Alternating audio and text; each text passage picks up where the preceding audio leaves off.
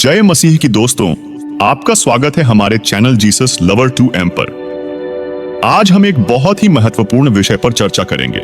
Bible के अनुसार वह 7 बातें जो हमें कभी नहीं अपनी जीभ से कहनी चाहिए। यह बातें न केवल हमारी सोच को प्रभावित करती हैं, बल्कि हमारे जीवन के मार्ग में भी रुकावट बन सकती है।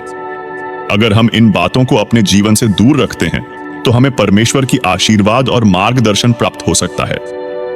नीतिवचन 18 अध्याय का 21 पद कहता है, जीवन और मृत्यु जीभ के वश में है, और जो इसे प्रिय मानते हैं वे इसका फल भोगेंगे। इसका मतलब यह है कि हमारे शब्दों में बहुत शक्ति होती है।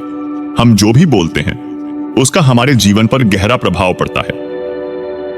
अच्छे और सकारात्मक शब्द जीवन को बढ़ावा देते हैं, जबकि नकारात्मक और कठोर शब्द विनाश और मृत्यु का कारण बन सकते हैं।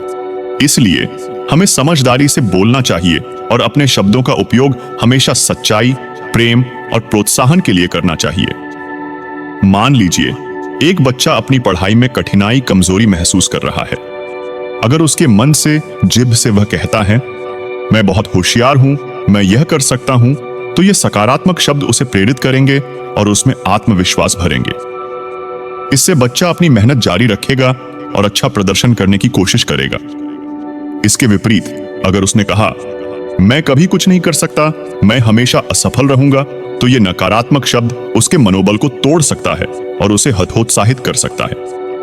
वह खुद पर विश्वास खो देगा और अपने लक्ष्य को हासिल करने में असफल हो सकता है। इसलिए हमारी जीभ की शक्ति जीवन और मृत्यु के समान होती है। हमें अपने शब्दों का सावधानी से उपयोग करना चाहिए, ताकि हम अपने और दूसरों के जीवन में सकारात्मकता और प्रेरणा भर सकें। तो चलिए बिना किसी देरी के शुरू करते हैं। वह कौन सा 7 बातें हैं जो हमें भूलकर अपने जीभ से नहीं निकालना चाहिए।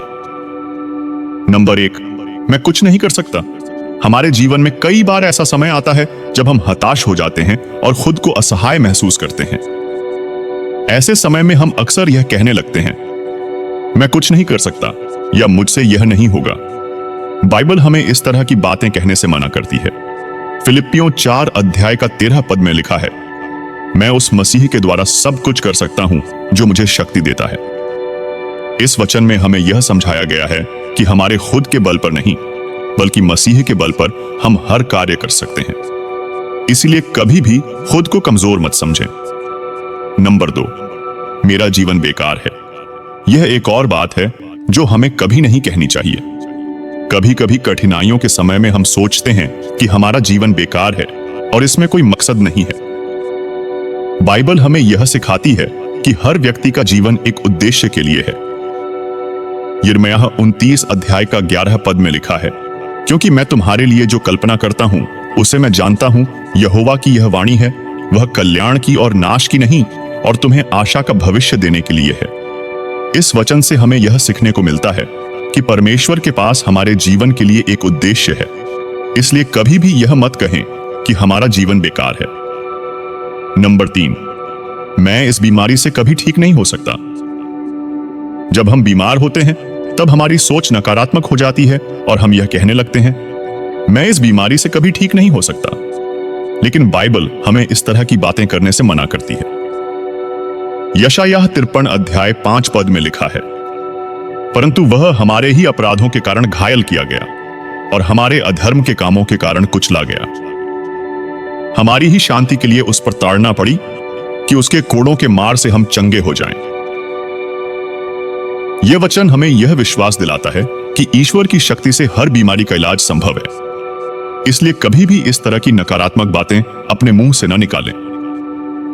नंबर 4, मेरे लिए कोई उम्मीद नहीं है। उम्मीद एक बहुत ही शक्तिशाली चीज है। जब हम उम्मीद खो देते हैं तब हम जीवन की जंग भी हार जाते हैं। बाइबल हमें यह सिखाती है कि चाहे परिस्थिति कितनी भी कठिन क्यों ना हो, हमें कभी भी उम्मीद नहीं खोनी चाहिए। रोमियो 15 अध्याय 13 पद में लिखा है, अब आशा का परमेश्वर तुम्हें सब प्रकार के आनंद और शांति से भर दे, ताकि पवित्र आत्मा की सामर्थ्य से तुम्हारी आशा बढ़ती जाए। यह वचन हमें याद दिलाता है कि परमेश्वर की आशा हमारे जीवन में कभी खत्म नहीं होती। इसलिए कभी भी यह न कहें कि मेरे लिए कोई उम्मीद नहीं है। नंबर 5, मैं कभी सफल नहीं हो पाऊंगा। कभी कभी असफलता के डर से हम खुद को यह कहने लगते हैं, मैं कभी सफल नहीं हो पाऊंगा। लेकिन यह नकारात्मक विचार हमें आगे बढ़ने से रोक सकते हैं। यहोशू 1:9 पद में लिखा है, क्या मैंने तुझे आज्ञा नहीं दी? हियाव बांधकर दृढ़ हो जा, भय न खा और तेरा मन कच्चा न हो, क्योंकि जहां जहां तू जाएगा वहां वहां तेरा परमेश्वर यहोवा तेरे संग रहेगा। इस वचन से हमें प्रेरणा मिलती है कि परमेश्वर हमारे साथ है और वह हमें सफल बनाएगा। इसलिए असफलता के डर से कभी भी यह न कहें कि मैं कभी सफल नहीं हो पाऊंगा। नंबर 6, मेरी किस्मत ही खराब है। यह एक और बात है जो हमें कभी नहीं कहनी चाहिए। कई बार हम अपनी स्थिति को देखकर यह कहने लगते हैं कि मेरी किस्मत ही खराब है। लेकिन बाइबल हमें सिखाती है कि हम अपनी किस्मत खुद बनाते हैं और परमेश्वर हमारे जीवन का मार्गदर्शन करता है। भजन संहिता 23:1 पद में लिखा है, यहोवा मेरा चरवाहा है, मुझे कुछ घटी न होगी। यह वचन हमें यह याद दिलाता है कि परमेश्वर हमारे साथ है और वह हमें कभी भी कमी महसूस नहीं होने देगा। इसलिए कभी भी अपनी किस्मत को खराब मत समझें।